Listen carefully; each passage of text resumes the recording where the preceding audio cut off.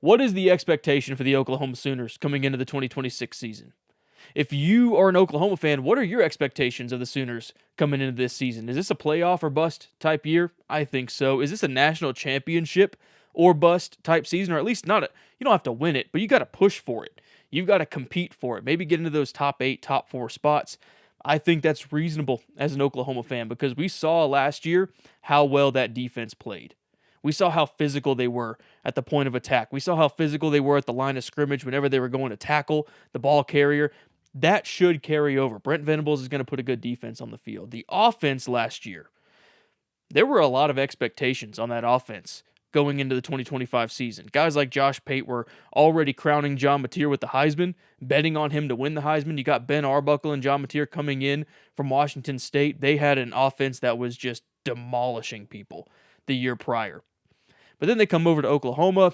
Different things happen. John Mateer gets his hand injury, which we didn't know the full extent of during the season. After the season, it comes out. He was pretty banged up on that. This year you have John Mateer hopefully at full health. You got Ben Arbuckle in his second year establishing the offense at Oklahoma. I think the expectations have to be sky high here.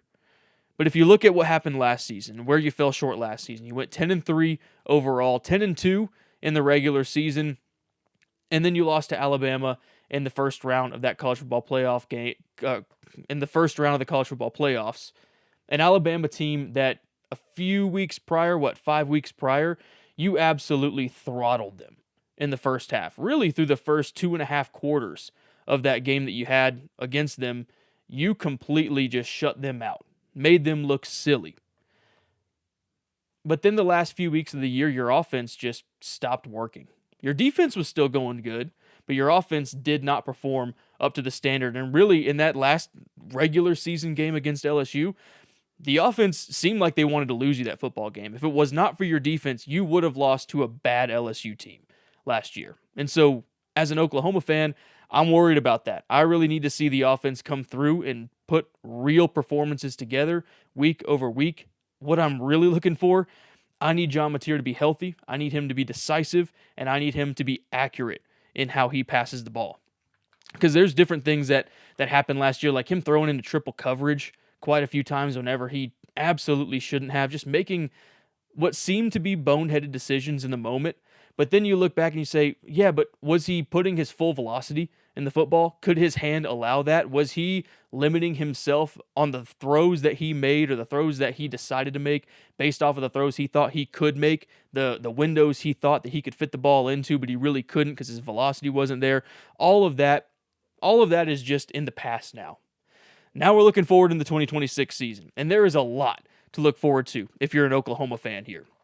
Number one, we got a couple of staff changes that we're going to follow, and this is the general organizational structure that I follow in these season previews and schedule predictions. We're going to go through staff and organizational changes.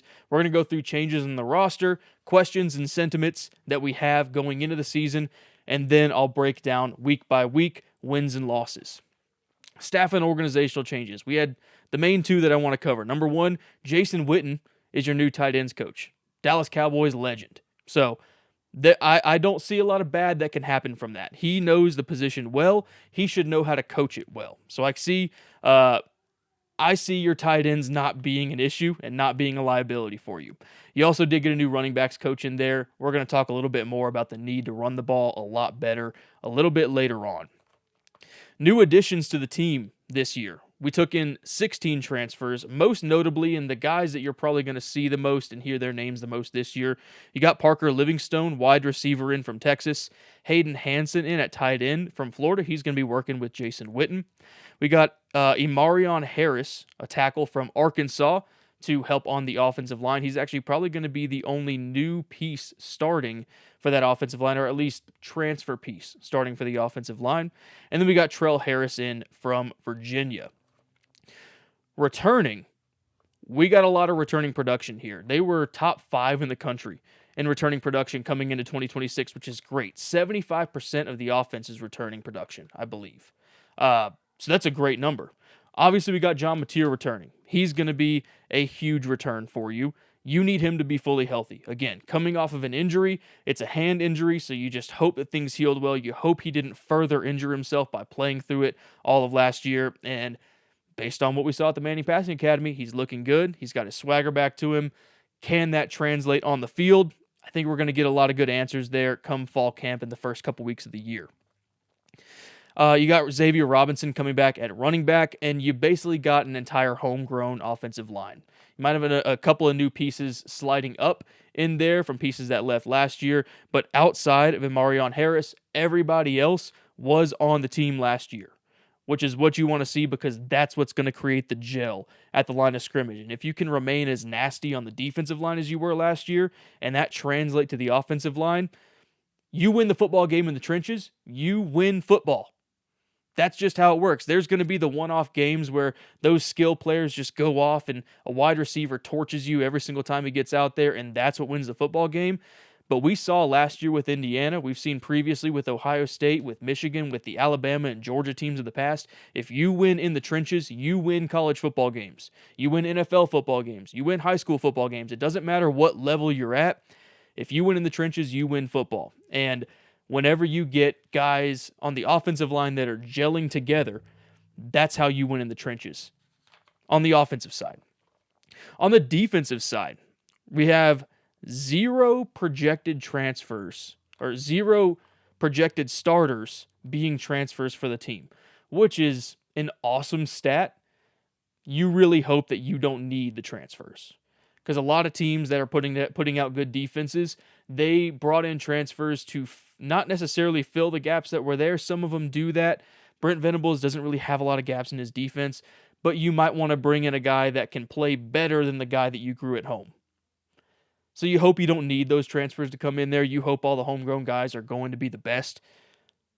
But I think it's really cool. But for some, it can be a cause for pause. Last year, you did have 45 sacks, meaning your front 7 were bonkers good. They were elite. It was really fun to watch. Amazing pass rush, 45 sacks on the year last year. Although you lose a lot on the defensive line, you do still have a lot there. So we've got on the D-line, Jackson and then David Stone, former 5-star, both of them filling in at D-tackle this year. My main problem is there's not a lot of depth behind them. So they need to stand up, stand out, and stay healthy the entire year. We've got Taylor Ween hanging out on the edge. He's coming back for another year. He broke out a little bit last year. He was fun to watch. We've got linebackers Owen Heineke, veteran presence there, and then Kip Lewis, both coming back. We've got safety. Let's see. Bowen is returning. Almost forgot that. Bowen's going to be returning. That's going to be huge for him. And then it looks like Boganowski is going to be filling in for that open safety spot with Spears Jennings leaving for the draft last year. And then it looks like the DB room is also returning as well. So I don't have a lot of questions on defense for the Oklahoma Sooners. Most of the questions are going to be on offense. But what questions do we actually have for this Sooners team this year? Number one question for me, can Ben Arbuckle run the football? Can this offense run the football? Your lack of ability to run the football last year cost you football games. And it almost cost you the Alabama game because you weren't able to just kill clock in that second half and get first down after first down and lean on him. So Alabama gets the football back a handful of times. They make it a football game. You still come out with the win. Yay, awesome, great, celebration, cheers. We need to figure out how to run the football this year. Because much like I was saying earlier, how you win the football game in the trenches, the run game is won in the trenches as well. And if you can't run the football, if your offensive line does not gel well, you're not going to win as many football games as you want to, and you are going to underperform compared to your expectations. The run game opens up the pass game. And we don't want to ask John Mateer to do too much. He is special and he is talented, but he cannot be the entire offense. The run game's got to work. So can Ben Arbuckle open up some holes in the run game? Can this offensive line open up some gaps? That's a big question that I have. Coming into year 2, you would hope that that's the case. And with this offensive line gelling well, you would hope that it's the case. Second question, can John Mateer take a step forward compared to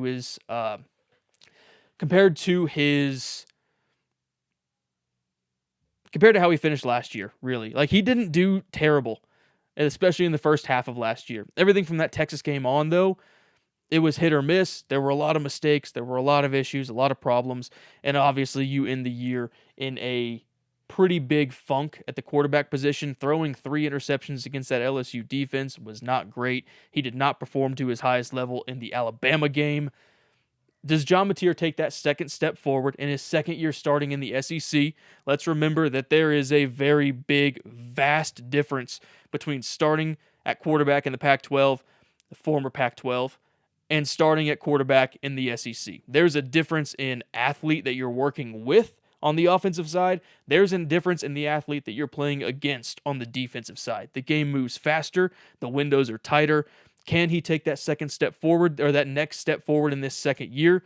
If so, things are looking good on the offensive side. And then the third question I have is, can the defensive line, specifically the defensive tackle position, find depth?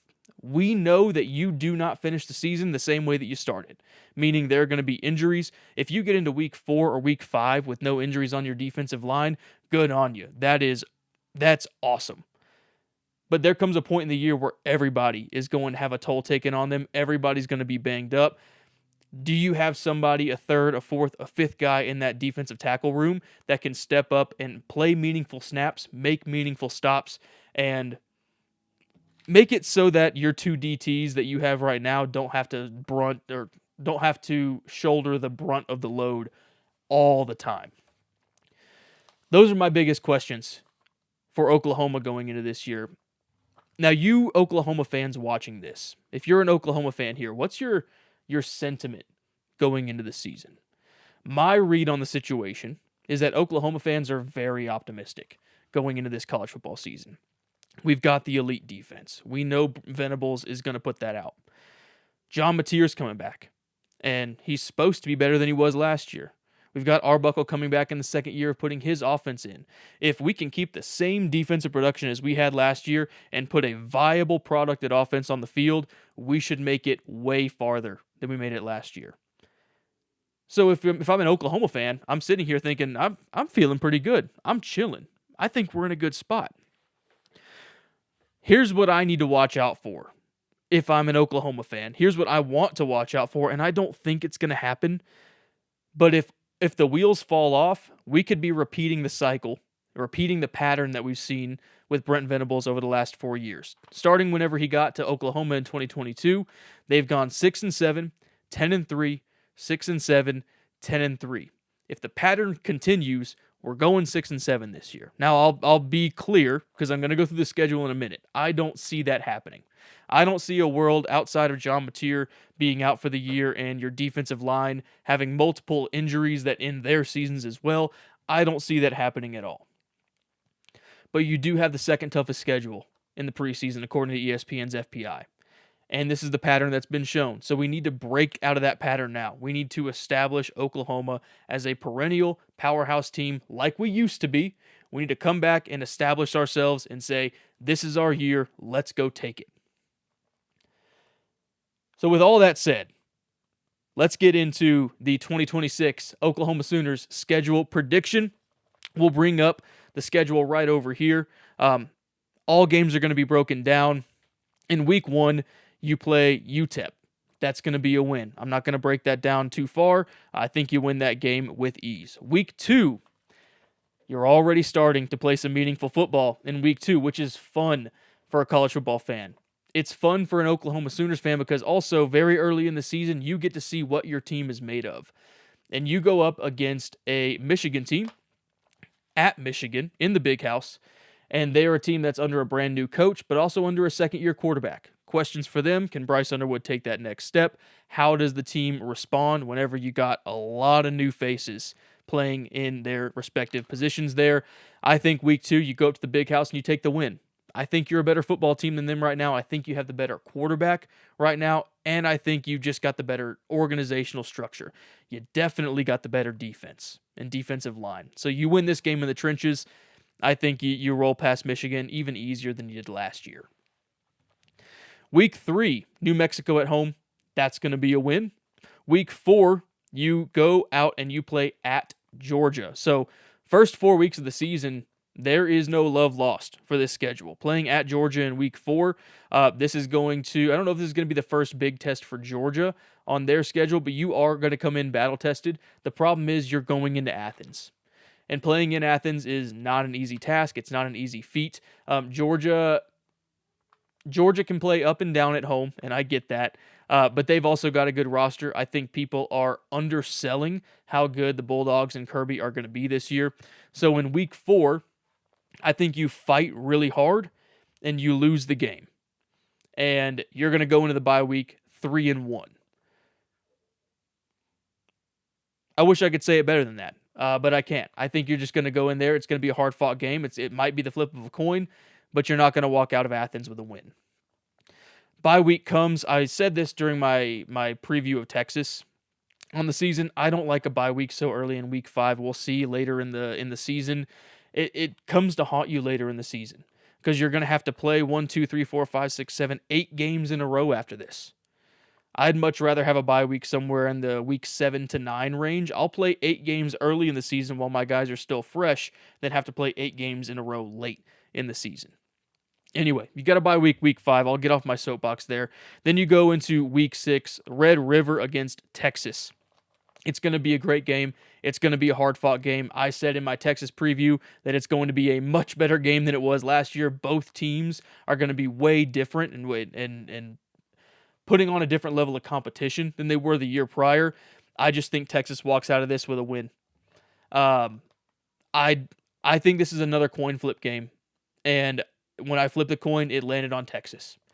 So after week 6, you are 3-2. You still have everything in front of you. And yes, you have a difficult schedule, but here's where we're going to get a string of wins here. Week 7, we're going to play Kentucky at home. I believe you're going to win that game, especially in the trenches. I think you're going to win that game. Week 9 against South Carolina. If you played this in Columbia, I may have a little bit more pause on this, but you're playing this in Norman. You're going to beat South Carolina. Week 10, you play at Florida in the Swamp. Florida is going to be one of those teams where nobody's going to be able to figure them out until they start playing meaningful football games, and even then they got to put a string of them together before I believe in them personally. So this year, week 10 at Florida in the Swamp, I don't care that it's at Florida. I believe you go in and you do what you do. Your defense plays up to their standard. Your offense goes in. They're not shattered or they're not shook by the noise. They come out of that game with a win. So after week 10, you have 1, 2, 3, 4, 5, 6, 7 wins and 2 losses. And you are firmly in pole position to make the playoffs. Everybody's talking about Oklahoma. Can they put it together? Can they make the playoffs? They are one of the teams that are on a hot streak right now, off 4 straight wins.